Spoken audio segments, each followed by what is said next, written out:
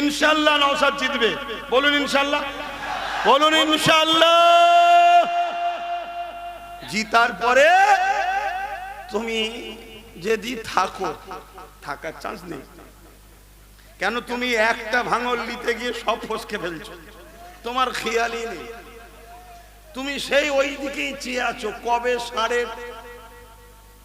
আর বলছি না, আমার বাপেরা আছে তো, মায়েরাও রয়েছে, কিন্তু বাস্তব বাকি পাশ দিয়ে অনেক কিছু চলে গেল, তুমি খেতে পারতে, সব জায়গা ছেড়ে দিয়ে শুধু ভাঙরের দিকেই তাকিয়ে আছে। আর ভাঙরকে নিতে গিয়ে তোমার এই জাহান্নামের কুকুরটা যা গালিগালাজ করেছে ফুরফুরার হুজুরদের ঘরে, পুরো বাংলার মুরিদরাই মুখ ফিরিয়ে নিচ্ছে। অতএব এইটাকে ছেড়ে দিয়ে যদি বাকি জায়গা বাঁচাতে যেতিস মনে অনেক ভালো হতো, কিন্তু বুদ্ধি দিবার লোক নেই। আর একটা জিনিস, মানুষের যখন মরার সময় হয় এরকম ভাবেই তো মরে নাকি? এই জন্য অন্য জায়গা থেকে বোম্বা দেখে নিয়ে এসছে, আয় স্পেশাল ট্রেনিং দিয়া তুই পারবি আয়। কিন্তু এসে যে এখানে ছাগল টাইপের হয়ে যাবে ভাবতে পারে না। 2014 সাল থেকে ওয়াদা নলমুড়িতে সুপার স্পেশাল হসপিটাল হবে, সেটা গেল কোথায়? হিমঘর হবে, সেটা কোথায়? 10,000 মাদ্রাসা কোথায়? ফুরফুরার রেল কোথায়? পর্যটক কেন্দ্র কোথায়? বাস টার্মিনাল কোথায়? মাদ্রাসা আলিয়া ইউনিভার্সিটি কোথায়? শুনছেন? ডবল ডবল চাকরি কোথায়? বলছে চপ ভাজো, চপ শিল্প তৈরি করো। আমায় যখন ঘেটিয়েছ আমি তো বলবো নাকি? আমায় যখন প্রশ্ন করেছ আমি বলবো তো নাকি? 14 দিনের মধ্যে আনিস খানের আসামিকে খুঁজে বার করবে, সেই আনিস খানের আসামি বেরিয়েছে। কথা মাথায় ঢুকছে? আব্বাস সিদ্দিকীর হসপিটাল কোথায়? আর কালকে এসে বললো 3টে টেন্ডার হয়েছে, তারা ফেল করেছে, নতুন করে ইসলামিয়া হসপিটাল। ইসলামিয়া নামটা বললে ভাঙরের লোক খুশি হয়ে যাবে। মুসলমান মুসলমান বন্ধু আছে। চিটিংবাজগুলোকে চেনেন কিরকম? দেখেন এরা সাম্প্রদায়িক ধর্মীয় সুশ্রী দিচ্ছে না, দেয় না? হ্যাঁ, খুব ভালো করে শোনেন। ইসলামিয়া হসপিটাল খোদ নিজে মৃত্যু, ইসলামিয়া হসপিটাল খোদ নিজে ডেট হয়ে গেছে। ইসলামিয়া হসপিটালে যাবেন, গিয়ে দেখবেন খোদ নিজেই হাল ছেড়ে দিয়ে দাঁত কেলিয়ে পড়ে আছে। ও নাকি আবার বলছে টেন্ডার নিচ্ছে, মানে আর একটা ধাপ্পা 26 টাকে নেবে বলে, কিন্তু জানে না এটা ভাঙর। এটা কি ভাঙর? কথা মাথায় ঢুকছে তো নাকি? কম চেষ্টা হচ্ছে যে শুভেন্দু অধিকারীকে দিন রাত মুসলিম সম্প্রদায়ের বিরুদ্ধে কথা বলছে, সংবিধানের বিরুদ্ধে কথা বলছে, সেই শুভেন্দু অধিকারীকে হারাবার জন্য একটা মিটিং করেছে। আর ভাঙরে ইনি এলেন, ভাই বসবেন, তারপরে আবার যখন মুসলমানদের বিরুদ্ধে বিল হয়, যিনি ফিল্ম করতে ব্যস্ত তিনি আসবেন। আরো কত আনা হচ্ছে দেখছেন না? এরপরও 4.5 থেকে 5,000। বুঝছেন না? বলুন। আর এগুলোকে সব ভাড়া করে নয় রে বাবা। এখানে যদি চেয়ার দেওয়া হতো সেই জঙ্গলে চলে যেতে হতো। এগুলো ভাড়া করা নয়। উপরন্তু এসে টেনশনে আছে কালকে ঘর নাবার ভেঙে দেয়। আবার আরেক কি বলি, আরেকজন আবার বলছে, বলবো যখন তুমি আমাকে ঘাটাচ্ছ তো বলা দরকার তো নাকি? তুমি আমায় ঘাটাবে না, আমি তোমায় ঘাটাবো না। আবার আরেকজন বলছে, সময় আছে তো? আর রয়েছে। আরেকজন বলছে অমিত শাহ পুলিশ নিয়ে ঘুরছে কেন নওশাদ? তাহলে এ থেকে বোঝা গেল অমিত শাহরও পুলিশ আছে আর দিদিরও পুলিশ আছে। তাই তো নাকি? আর আমরা যেটা জানি পুলিশ হচ্ছে দেশের রাজ্যের, তাই তো নাকি? পুলিশ কখনো কারো নয়। পুলিশ যারা, তারা নিজেদের কৃতিত্বে, নিজেদের মেহনতে, নিজেদের পড়াতে, নিজেদের যোগ্যতাতে তারা চাকরি করে দেশবাসীকে নিরাপদ দিবার জন্য। এবারে আমরা জানি কখনো কখনো প্রশাসনদেরও পরিবার সন্তান আছে, তাদেরও জান আছে, অনেক সময় অনেক চাপে পড়ে কিছু মিস্টেক কাজ করে ফেলে, এটা আমরা জানি, অস্বীকার করছি না, কিন্তু তা বলে পুলিশ কারো বাপের চাকর নয়। শুনছেন তো? কিন্তু আমরা নতুন করে শুনলাম পুলিশ নাকি আমাদের ভাইপোর পুলিশ। শুনছেন তো নাকি? আর একটা পুলিশ হচ্ছে অমিত শাহর পুলিশ, টাকলা বাবু উনার পুলিশ। বাকি তাহলে আমরা কি সব বানে ভেসে আছি? আমাদের কিছু নেই। হ্যাঁ, খুব মন দিয়ে শোনেন। বলছে ওর পুলিশকে ছেড়ে দিতে বলো, আমি আগে পিছু পুলিশ দিয়ে দেবো। যখন প্রথম চাওয়া হয়েছিল তখন দিউনি কেন?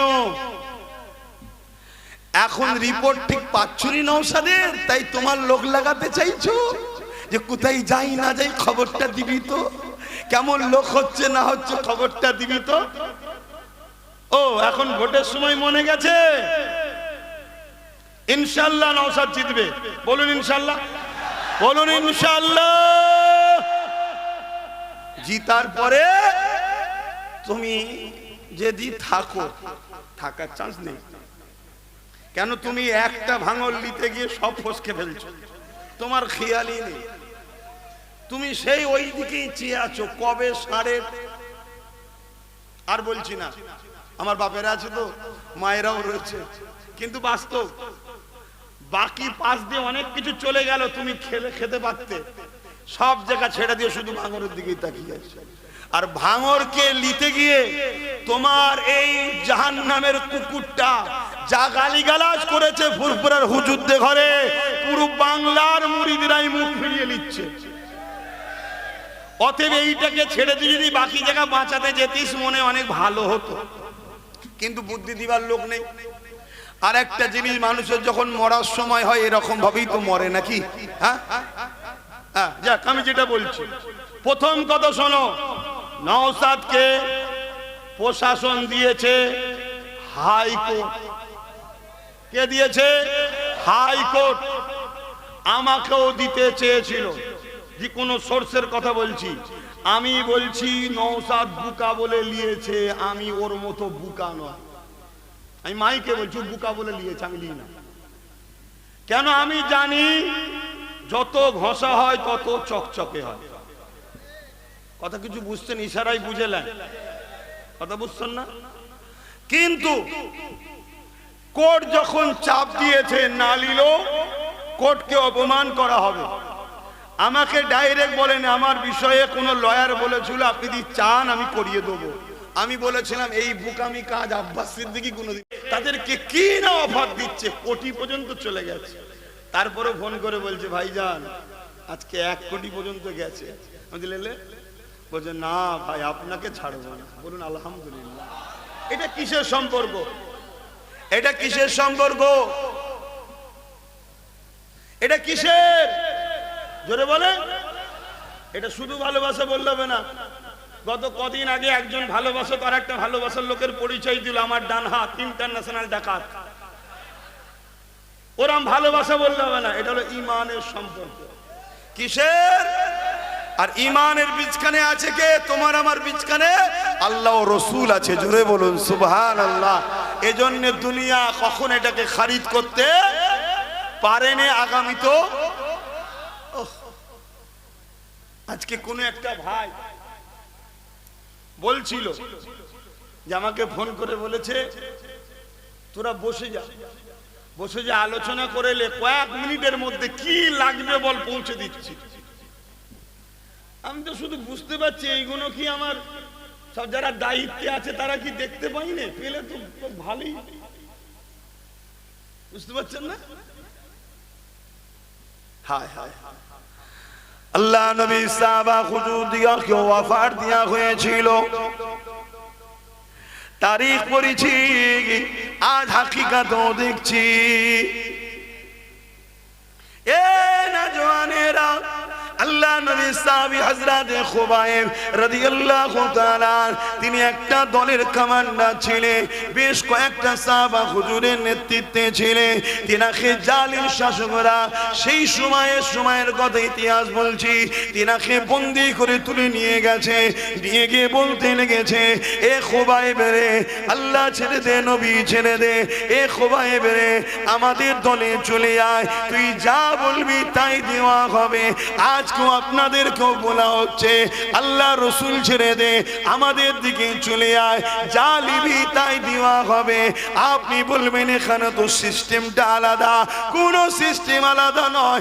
আজকে যারা তোমাদেরকে ডাকছে, তারা তোমাদেরকে নিয়ে যে কি করছে, আল্লাহর বিরোধী কাজ করাচ্ছে, ইসলাম বিরোধী কাজ করাচ্ছে, ফাংশনে নিয়ে যাচ্ছে, যাত্রায় নিয়ে যাচ্ছে, গান নাচে মেলাতে নিয়ে যাচ্ছে।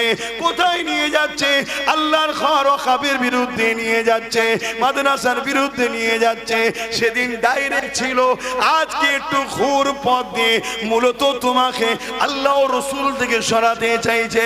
কেননা দুনিয়া জানে, যতক্ষণ পর্যন্ত তোমার আমার হৃদয়ে আল্লাহ ও রসুল আছে, এই দুনিয়ার কোন সরকার, কোন হুকুমত তোমাকে আমাকে মিটাতে পারবে না। বুশো চেয়েছিল মিটিয়ে দেবো, ইউরোপ মহাদেশ চেয়েছিল মিটিয়ে দেবো। আজকে তারাই বলতে লেগেছে, আগামী 2040-এর মধ্যে আমেরিকা সহ ইউরোপ দুনিয়াতে সংখ্যাগুরু হবে ইসলাম, কোরআন। আরো জোরে বলুন সুবহান।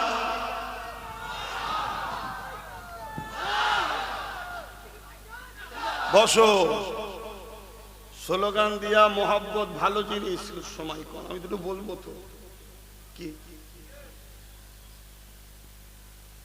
তাহলে বলো। সেদিনও লোভ লালসা দিয়ে ইসলাম থেকে সরাতে চেয়েছে, আজকেও লোভ লালসা দিয়ে ঘুর পথে একটু স্টাইলটা চেঞ্জ করেছে। ডাইরেক্ট হয়ে গেলেই, ডাইরেক্ট যদি বলে আল্লাহ রসুল ছেড়ে দাও, তাহলে তো মার খেয়ে ফার্স্ট হয়ে যাবে। ওই জন্য ডাইরেক্ট বলছেন, একটু ঘুর পথে যে যে কাজ করলে আল্লাহ রসুল তোমার থেকে সরে যাবে, ওই ওই কাজগুলো করাচ্ছে না করাইনি বলো? আমার কথা কি ভুল হচ্ছে? এ নওজওয়ান তরুণেরা, বাপেরা, মায়েরা, বোনেরা, মন দিয়ে শোনে। আল্লাহ নবী সাহাবী হযরত খুবাইব রাদিয়াল্লাহু তাআলা কি বলেছিলেন? এ অত্যাচারী জালিম শাসক, আমরা মুহাম্মদ আরবীর গোলাম, আমরা মুহাম্মদ আরবীকে ভালোবেসেছি, মুহাম্মদ আরবীর সোহবতে বসেছি, মুহাম্মদ আরবীকে দিলে জায়গা দিয়েছি। দুনিয়ার কোনো পাওয়ার নাই, দুনিয়ার কোনো ক্ষমতা নাই, দুনিয়ার কোনো অর্থ নাই, দুনিয়ার কোনো তাকত নাই আমাদেরকে মুহাম্মদ আরবী থেকে সরাতে পারবে। ওই সময় আল্লাহ নবী সাহাবী হযরত খুবাইবের সামনে তিনার সাথী ভাইদের মধ্যে থেকে একজনকে নিয়ে গিয়ে জালিমরা শুলিতে চাপিয়ে দিল।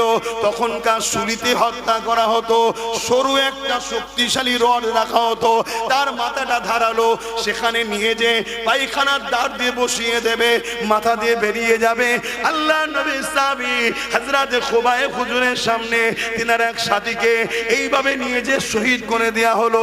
আল্লাহ নবী সাহাবী কাঁদে আর বলে, এ জালিম, তোর একদিন মৃত্যু হবে, আল্লাহকে ভয় কর, আল্লাহর আযাবকে ভয় কর। তোরা আমাদেরকে যতই যাই করিস না কেন, এই মরণ দিয়ে, মৃত্যু দিয়ে আমাদেরকে ঘাবড়াতে পারবি না। কেননা আমরা নিজের জান মালের থেকে আল্লাহ ও নবীকে বেশি ভালোবাসি। আল্লাহ নবীও জানিয়ে দিলে, লা ইউনহাদুকু হাত্তা কুনা হাব্বা ইলাইহি মিন ওয়ালিদিহি ওয়া আলাদিহি ওয়ান নাসি আজমাইন। ততক্ষণ পর্যন্ত তোমরা ঈমানদার হতে পারবে না, যতক্ষণ পর্যন্ত তোমরা তোমাদের ধন দৌলত, জমি জায়গা, ঘর বাড়ি, টাকা পয়সা, এমনকি নিজের জানের থেকেও আমি রাসূলুল্লাহ আমাকে বেশি না ভালোবাসবে, ততক্ষণ পর্যন্ত তোমরা ঈমানদার হতে করতে পারবে না। আর যার ঈমান নেই তার নামাজ পড়েও জাহান্নামে যেতে হবে, যার ঈমান নেই তার রোজা থাকলেও জাহান্নামে যেতে হবে, যার হজ নেই তার ঈমান না, যার এমন করে ঈমান নেই সে হজ করেও জাহান্নামে যেতে হবে। এক কথায় যার দিলে মুহাম্মদ রাসূলুল্লাহর প্রাধান্য, মুহাম্মদ রাসূলুল্লাহর ভালোবাসা, মুহাম্মদ রাসূলুল্লাহর ইশক সব কিছুর থেকে বেশি না হবে, সে কোনো দিনের জন্য জান্নাতে যেতে পারবে না। এই সাহাবা হুজুররা বলতে লাগলে, এ জালিমরা তোরা যতই চেষ্টা করিস না কেন, আমরা হাসতে হাসতে জীবন দেওয়া পছন্দ করি, কিন্তু আল্লাহ ও নবীকে ছাড়তে রাজি নয়। আরো জোরে বলুন সুবহান। আজকে যদি আমি আপনাদের জিজ্ঞাসা করি, হাসতে হাসতে জীবন দিতে পারবেন না আল্লাহ নবীকে ছেড়ে দেবেন? জীবনের দাম বেশি আপনার কাছে না নবীর প্রেম আদবটা বেশি? জীবনের দাম বেশি না ঈমানের দাম বেশি? হাত তুলে সাক্ষী দেন কাদের কাছে ঈমান আগে? হাত লম্বা করে তোলেন। ঈমান আগে, ঠিক বলছে। কাল পরীক্ষা হবে, পরীক্ষা হবে। ওই পরীক্ষায় তুমি 2 মাস জেল খাটার ভয়ে জালিমের সাথ দেবে আর বলবে আমার কাছে ঈমান আগে, এটা প্রকৃত ঈমানের লক্ষণ নয়। একদম স্পষ্ট ভাষায় বলে যাচ্ছি, আমার আল্লাহ খোদ নিজে জুলুমের বিরুদ্ধে। কোন জায়গায় যদি বাজারে গিয়ে দেখো এই মুনাফিক শয়তান ইবলিসের চালা জাহান্নামের কুকুরের সঙ্গে হয়তো কোন একটা অমুসলিম ভাইয়ের ঝগড়া হচ্ছে, শুনছেন আমার কথা? শুনছেন তো নাকি? কষ্ট হচ্ছে, দিলে ব্যথা হচ্ছে? আরে আল্লাহর কোরআন বলছে মানুষের মধ্যে কিছু মানুষ আছে যাদের হাত পা সূরাতে সকলে দেখতে তারা মানুষ, কিন্তু তারা হলো উলাইকা কাল আনআম, তারা হলো জাহান্নাম, তারা হলো চতুষ্পদ জন্তুর ন্যায়। তারা কি চতুষ্পদ জন্তুর ন্যায়? তারপরে বলছে বালহুম আদাল, তার থেকেও খারাপ। মানে কুকুর ছাগল শোর এদের থেকেও। জোরে বলবেন। আল্লাহর কোরআন বলছে। আপনাদের আপত্তি আছে? আপত্তি আছে? এই হাত দিয়ে ইফতার करने वालाদের ইফতারকে নষ্ট করেছে, এই পা দিয়ে ইফতার करने वालाদের ইফতারকে নষ্ট করেছে, এই হাত দিয়ে গরিবের ঘর ভেঙেছে, এই হাত দিয়ে অসহায় দুঃখী ছোট ছোট বাচ্চাদের, একই এমনি তো গরিব তেরপল নেই, তেরপল দিয়ে থাকে, সেগুলোকে ভেঙে উচ্ছেদ করে দিয়েছে। একে বলা হয় জালিম সন্ত্রাস, যাদেরকে কোরআনের ভাষায় বলা হয় ইরা হলো উলাইকা কাল আনআম, চতুষ্পদ জন্তুর ন্যায়। বালহুম আদাল, তার থেকেও খারাপ। এবং আমার রাসূল বলছে এই সূরাতে আল্লাহ জাহান্নামীদের ঘরে জাহান্নামে দেবে না।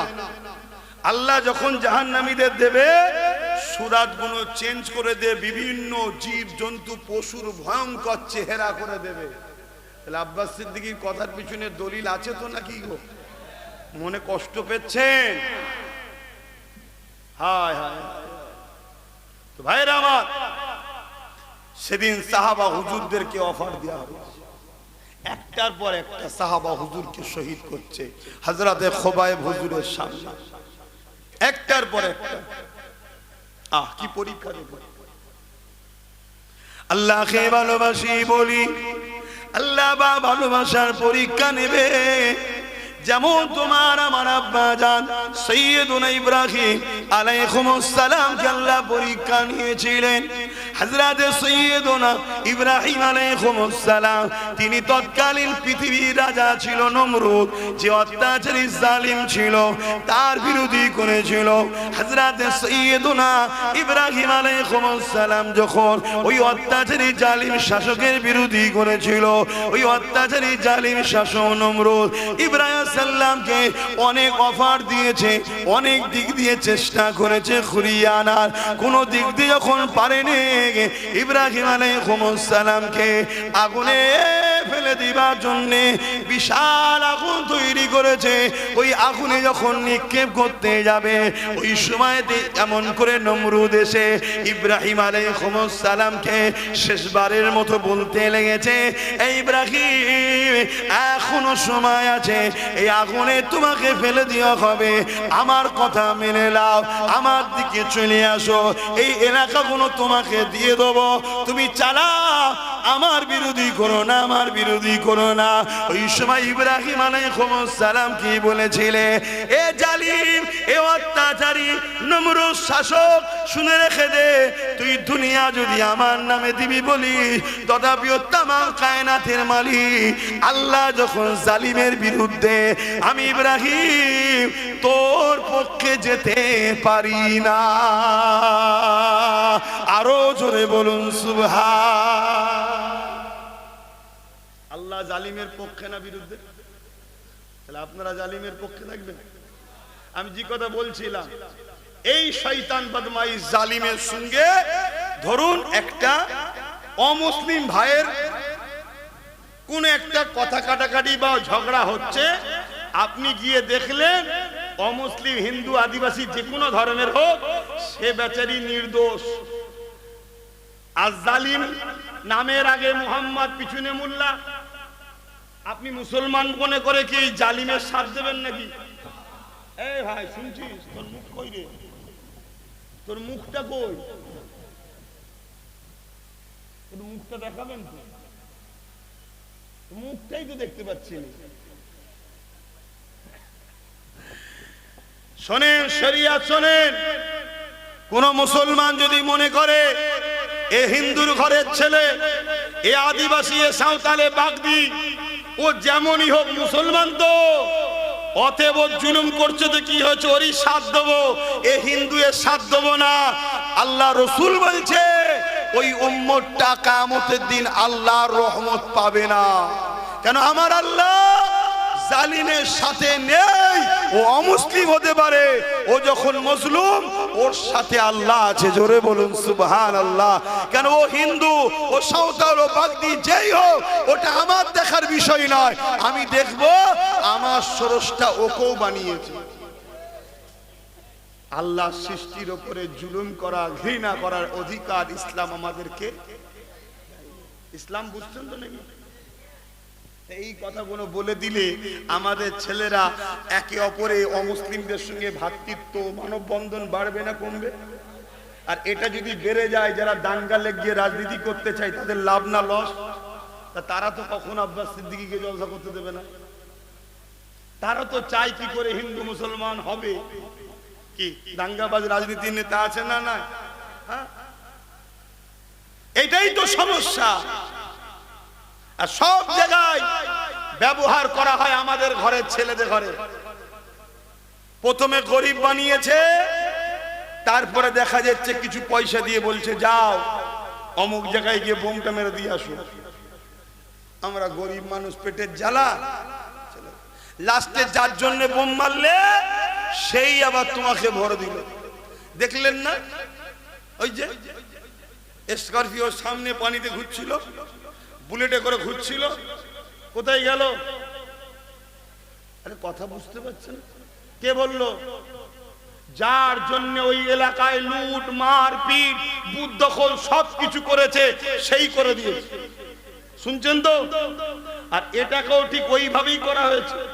দুনিয়ায় আর কোন জায়গা পাইনি এমন একজনের মোকাবেলায় দাঁড় করিয়েছে, ওকে যদি পার্সোনাল জিজ্ঞেস করো, ও গাল দিচ্ছে ওপরের নেত্রীকে যে আমাকে কি ফাঁসালো দেখ।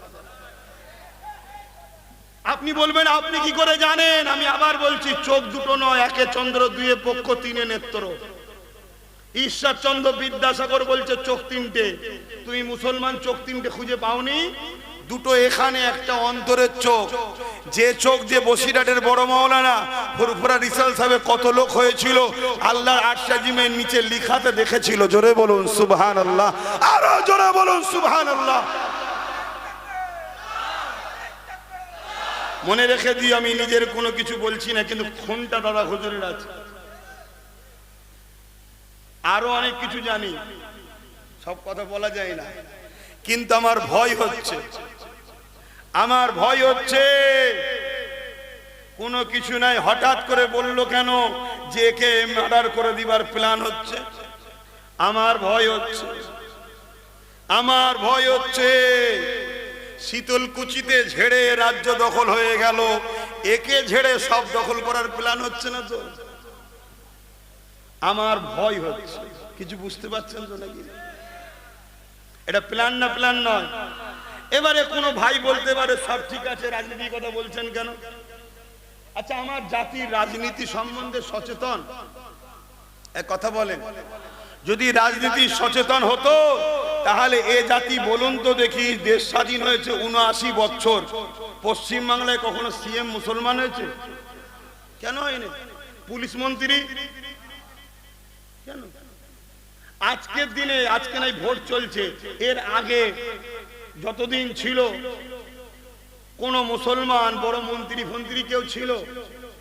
আপনি একটা দুটোর নাম বলবেন, সব হাফ হাফ প্যান্ট, বুঝতে পারছেন তো নাকি? আদা। দ্বিতীয় নম্বর, যাকে মুসলমান বলছেন ওকে মুসলমান ভাবতেও সন্দেহ হয়। কেন? যখন ওয়াকফের বিষয়ে বলল দিল্লি গিয়ে আন্দোলন করো, ওই মন্ত্রীগুলো একটা কারো মুখে কথা ছিল না যে আপনি এটা ভুল বলছেন। কারো মুখে ছিল? কেন? ওদের কাছে মসজিদ মাদ্রাসা আগে না, ওদের কাছে পথটা আগে। মসজিদ যাই জাগে যাক, মাদ্রাসা যাই জাগে যাক, আমার মাথায় লাল আলো জ্বলছে তো কাই কাই কাই, আমার আগে পুলিশ পিছনে পুলিশ, এতেই আমি ঠিক আছি। তাহলে এগুলো কি মুসলমান ভাববেন? যে তার খোদার ঘরের জন্য কথা বলেনি, যে তার মসজিদ মাদ্রাসার জন্য কথা বলেনি, মনে হয় আগামী দিন এই মুসলিম জাতি আপনারা বিপদে পড়ে গেলে এই মুনাফিক মুসলমান নেতাগুলো আপনাদের সাথ দেবে মনে হয়? আপনি ভাবতে পারেন যে হুজুর সবই ঠিক ছিল এতক্ষণ, আপনি রাজনীতির কথা বলছেন কেন? এজন্য বলছি আমার জাতিকে রাজনীতির শিক্ষাটাও দিতে হবে। কারণ আমার ধর্মে ধর্মনীতি, সমাজনীতি, পরিবার নীতি, রাষ্ট্রনীতি, রাজনীতি, সম্প্রীতি নীতি, মানববন্ধন নীতি, বিজনেস নীতি, সব রকম শিক্ষা আমার ধর্মে আছে না না? এদেরকে সচেতন করবে কারা? মিথ্যুক, কাজ্জাব, চিটিংবাজ, প্রতারণাকারীরা। বলবেন তো 4.5 থেকে 5,000 লোককে যে বলবে 1 লক্ষাধিক লোক সে শিখাবে? মাঝে মাঝে হাসিও লাগে আর কান্নাও পাই যে আমাদের কপালে জোটও একটা একটা সব। শুনছেন না? মাঝে মাঝে হাসিও পায়, আবার দুঃখে কান্নাও লাগে যে আমরা কি এতই বোকা মনে করে লোক? 4.5 থেকে 5,000 লোক চেয়ার দিয়ে ভরাচ্ছে, টাকা দিয়ে আনা হচ্ছে, ভয় দেখিয়ে চমকে আনা হচ্ছে, আবার বলছে লক্ষাধিক লোক। কি গো, বুঝতে পারছেন তো নাকি? মাঝে মাঝে হাসি পায়। আজকে যারা এখানে বলছিল যে জলসা হওয়া যাবে না, সেই বন্ধুরা কি বলবে যে আপনি তো বলেছিলেন দিল্লি গিয়ে আন্দোলন করো, মসজিদ মাদ্রাসার জন্য আন্দোলন করা যাবে না, অতএব আমাদের এলাকা তো আপনিও আসবেন না, বলতে পারবে তো? শুনছেন? তাহলে এ থেকে কি বুঝা গেল? দুর্বলকে সবাই মারে আর পাওয়ারফুলকে সবাই স্যালুট করে। পাওয়ারফুল যদি চোর হয় তাকেও স্যালুট করবে, জি স্যার, ইয়েস স্যার, হ্যাঁ স্যার, এ স্যার। তাহলে দুর্বলকে সবাই মিলে পেটে। তাহলে আমি আমার ছেলেকে কি দুর্বল বানাবো? আমি আমার ভাইকে দুর্বল বানাবো? আমি কি চাইবো আমার মা বোন রাস্তাঘাটে মার খাক? তাই আমি আমার বাপ মা ভাই বোনেদেরকে ট্রেনিং দিচ্ছি, সবল হও, রাজনীতির পাওয়ার করো, নাই সবাই মিলে চাটবে, সবাই মিলে মারবে। তো এটা কি আমার অধিকার নাই? যদি বলেন সব ঠিক আছে, আপনি ধর্মীয় মজলিসে বলেন কেন? আরে আমি তো হুজুর, হুজুর তো ধর্মীয় মজলিসেই বলে। আমি যদি এমপি হতাম ওখানে গিয়ে বলতাম, আর এমএলএ হলে এখানে যে বলতাম। যেমন একটা গেছে 5 বছরে সবার ধরে লাড়িয়ে দিয়েছে, সবাই মিলেই পেরেশান, ওকে কি করে হারানো যায়, ওকে কি করে হারানো যায়, ঠিক না? এই জন্য অন্য জায়গা থেকে বোম্বা দেখে নিয়ে এসছে, আয় স্পেশাল ট্রেনিং দিয়া তুই পারবি আয়। কিন্তু এসে যে এখানে ছাগল টাইপের হয়ে যাবে ভাবতে পারে না। কেন? এটা তো সুলতান আসগর আলীর মাটি রে বাবা, শুনছেন না? এখানে সব আল্লাহ করে একটা একটা বীর জন্ম হয়। ভাঙর কত কি দিয়েছে বলেন তো? ভাঙর কলকাতার লোককে এখনো খাওয়াচ্ছে। কলকাতার সাহেবরা যদি মেসেজ যায়, শোনো সময় থাকলে মাঝে মাঝে এসে ভাঙরের মানুষকে একটু সালাম টালাম, একটুখানি ভালোবাসা দেখিয়ে যাও। কেন? এরা দেয় বলে কলকাতার লোক খায়। এখান থেকে সব কাঁচামাল যায়, কলকাতার লোকেরা খেতে পায়। কলকাতার লোকেরা খাওয়ার পরে যেগুলো ড্রেনেজ করে, ক্লিয়ার করে, ওটাও আবার ভাঙরের বুকের উপর দিয়ে যায়।